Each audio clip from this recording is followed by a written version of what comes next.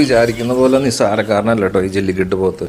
ഭയങ്കര ബുദ്ധിയാണ്, അതുപോലെ മുറ്റാണ്, ഭയങ്കര പവറാണ്. അപ്പോൾ ആളെ ട്രാപ്പ് ചെയ്യാൻ വേണ്ടിയിട്ട് നമ്മൾ കുടുക്കൊക്കെ സെറ്റ് ചെയ്തു. നമ്മൾ പിടിക്കാൻ വേണ്ടിയിട്ട് ചമ്പക്കര മാർക്കറ്റിൽ ദീപകിൻ്റെ ഫ്രണ്ടുമാണ് നമ്മൾ വന്നത് കേട്ടോ. അപ്പോൾ ഒരാൾക്കും കൂടി ഞാൻ ലൊക്കേഷൻ കൊടുത്തിട്ടുണ്ടായിരുന്നു. അപ്പോൾ ധാരാളം പേര് എന്നെ വിളിച്ചിട്ടുണ്ടായിരുന്നു. ഏകദേശം 160 പേരോളം എന്നെ വിളിച്ചിട്ടുണ്ട്. നിങ്ങളൊന്ന് ആലോചിച്ച് നോക്കിയാൽ ഇത്രയും പേരൊക്കെ വന്നിട്ടുണ്ടെങ്കിൽ ഇവിടെ കൂട്ടത്തിൽ നടക്കും. അപ്പോൾ ഇവരുടെ ഒരു ശ്രമം എന്താണെന്ന് അറിഞ്ഞിട്ട് ഞാൻ നെക്സ്റ്റ് നിങ്ങൾക്ക് ഞാൻ ഇത് അവസരം തരുന്നതായിരിക്കും.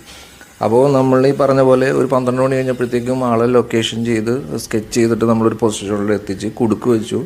എന്നിട്ട് അത് ഓടി, അത് കുടുക്കിൻ്റെ ഒരു പകുതിയോളം വീണതാണ്. പക്ഷേ ആൾ അത് പൊട്ടിച്ച് ഓടി.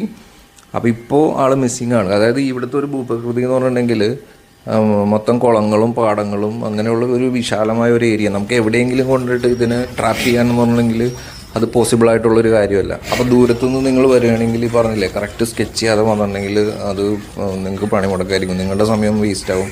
അപ്പോൾ കറക്റ്റ് സ്കെച്ച് ചെയ്തിട്ട് നിങ്ങൾക്കും ഇത് കഴിഞ്ഞിട്ട് ഇവരുടെ എന്താണെന്ന് നോക്കിയിട്ട് നെക്സ്റ്റ് അവസരം ഞാൻ തരുന്നതായിരിക്കും.